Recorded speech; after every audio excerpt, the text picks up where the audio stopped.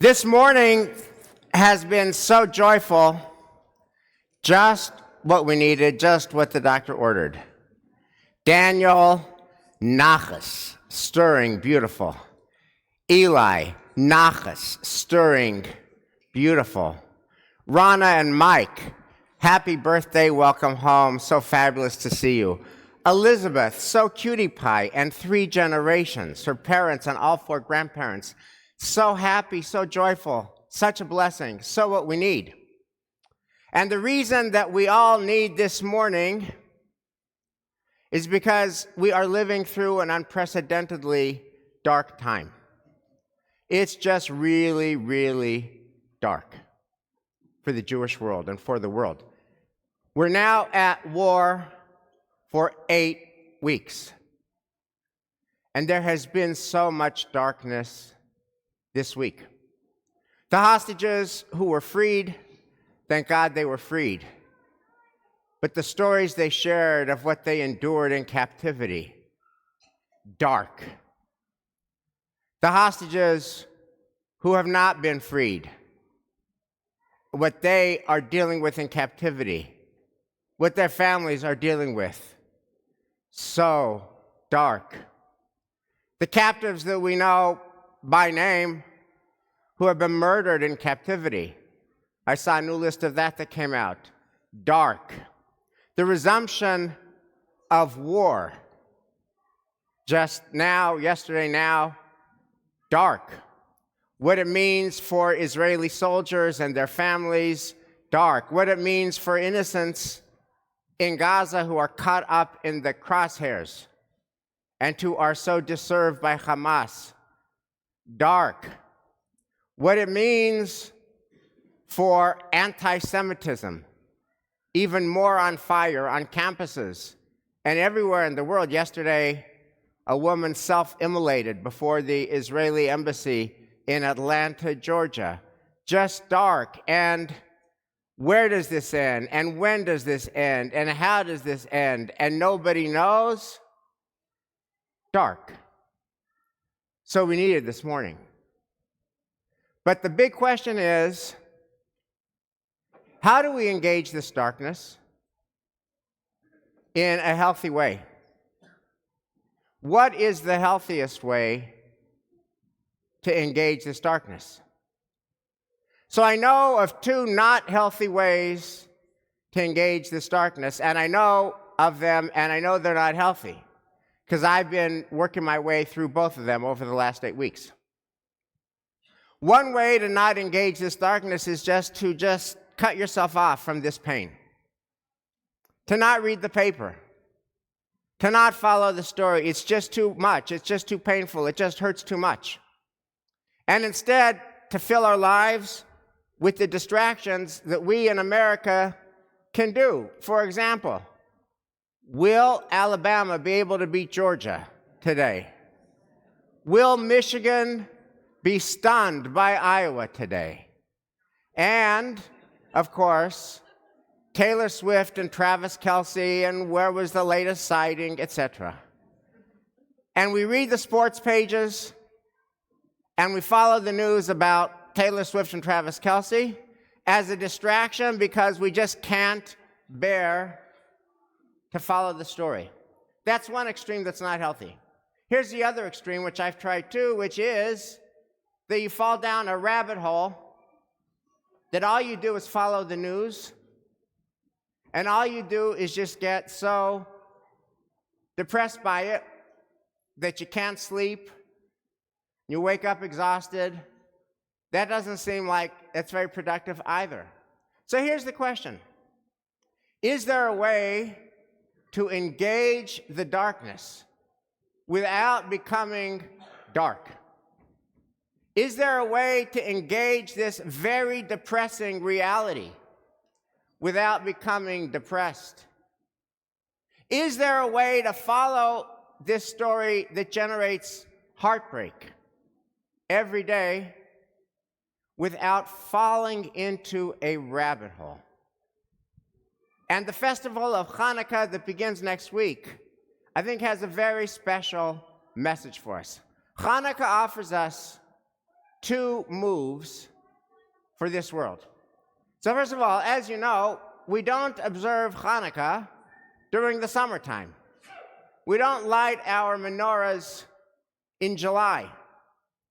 We celebrate Hanukkah in the cold and in the dark.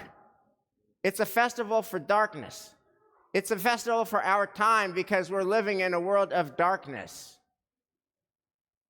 And Hanukkah has the following message. One message of Hanukkah is that even in the darkness, there is light to be seen. And part of our job, again, to engage darkness without becoming dark, is to ask ourselves, where is there legitimate light to see in the darkness? So I'll give you a story, and it's there to see it if your eyes are open to it. So I have shared before, since October 7th, the story about Matanya Ben Sofit, who is a friend of ours in Jerusalem. He works at Beit Prat. And his story of this war is told through 3 photographs.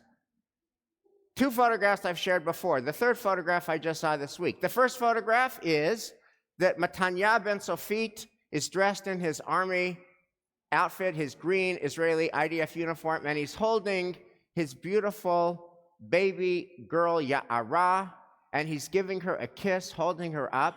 And it's the day before he is called up to go into Gaza. And the story has so much pathos. Here is a man who loves his baby daughter. Matanya loves Ya'ara. And here's a man who loves his country, loves Israel, loves the Jewish homeland, believes in the Jewish homeland, loves Zionism, believes, unlike college campuses that say that Zionism is a dirty word, he believes Zionism is the holiest word, and it's a word worth living for. And it's a word whose ideals he's prepared to die for if necessary. And so he leaves his daughter Ya'ara, and he leaves his wife Reut, and he leaves his home, and off he goes into battle. That's picture number 1.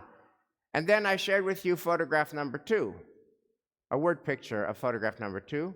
He is a tank commander in Gaza, and being in a tank feels like one of the most unsafe places to be because Hamas has anti-tank missiles. And sure enough, his tank was hit by an anti-tank missile. 2 soldiers under his command were killed. They fell in battle. And he was rescued from a burning tank by a medic. The medic, it turns out, happened to also be somebody who studied at Beit Prat, where Matanya works. And he was pulled out of the burning tank, and he was taken to a hospital. And the second photograph showed Matanya Ben Sofit in a hospital, alive and recovering, but bandaged from head to toe. That was the second photograph. And then this week, thank God, I saw the 3rd photograph. Matanya is at home. He's back with his wife Reut. He's back being a father to Ya'ara. And this photograph shows him, first of all, no bandages. And he looks fabulous. And he is smiling. And he is surrounded by his friends. And he is, thank God, alive and happy to be alive. Now, does he carry psychic scars? Of course. And will he have to spend a long time trying to deal with this, the trauma? Of course. But he is alive, and seeing him is an inspiration. Part 1 of Hanukkah's message is, see the light, because there is light to be seen. But as important as it is to see the light, part 2 of Hanukkah's message is, we have to increase the light. We have to bring the light. Now here's a question for you. How do we bring the light in Israel? How do we who live here, how do we whose kids do not serve? How do we who have the luxury of pressing pause when our Israeli brothers and sisters do not have the luxury of pressing pause, how do we bring the light? How do we increase the light? So I want to tell you a story and then offer a suggestion from the story. This story is about a day in the life of an IDF soldier. You will not read about this story in the papers. You will not see this story on TV. You will not hear about this story in a podcast. It's an ordinary day of an ordinary soldier, and I only know about it because he's our extended mishpacha in Israel. But this young man is part of a crew of 7 Israeli soldiers, and they're in an explosives unit, and they drive around Gaza in an armored vehicle. And their job is to find specific strategic targets. They're experts in explosions to destroy the targets, whether it's a tunnel or whether it's the home of a Hamas commander. There's 7 Israeli soldiers in an armored vehicle, and because they're in the heart of enemy territory, they cannot get out of the armored vehicle.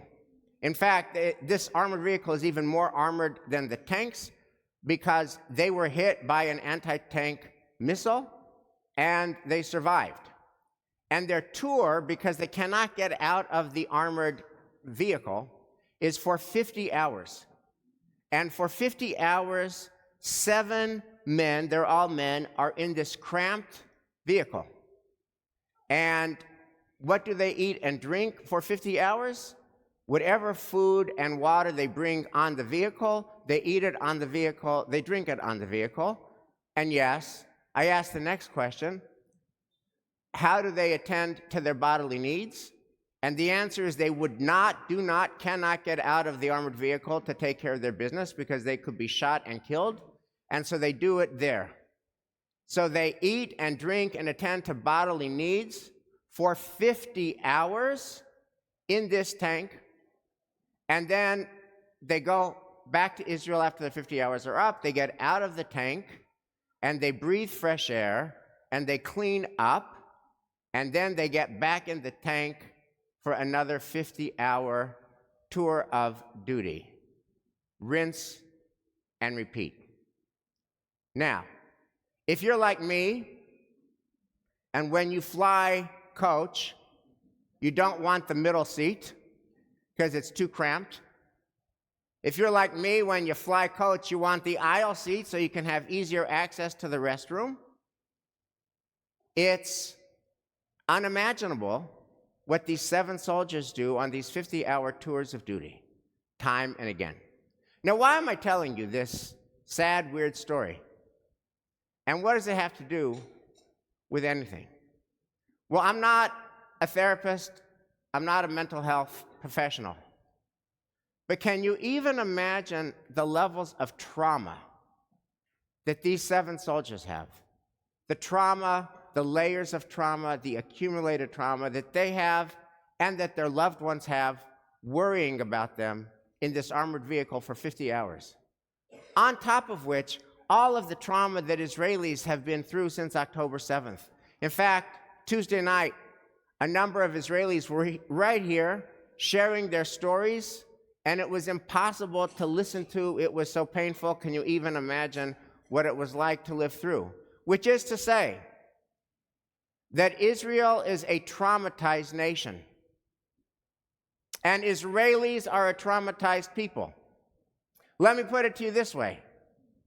If God were to make a miracle and to airlift 7.1 million compassionate, loving therapists to Israel to treat the 7.1 million Israeli Jews for all of this trauma, and these 7.1 million therapists were working with these 7.1 million Israelis who are traumatized full time, that wouldn't even begin to scratch the surface of the trauma and the psychological need.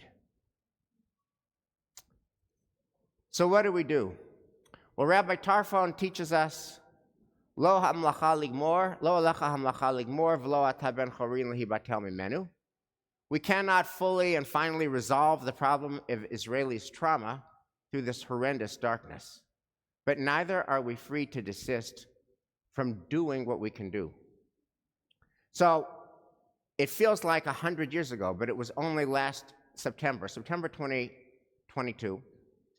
For T.E. Reid's, we read this book called Who by Fire, written by the Canadian-Israeli journalist Mati Friedman, and he tells the story of Leonard Cohen, the Canadian singer and songwriter, who 50 years ago, during the Yom Kippur War, Leonard Cohen goes to Israel and he ends up spending 3 weeks on bases singing songs for Israeli soldiers and pilots.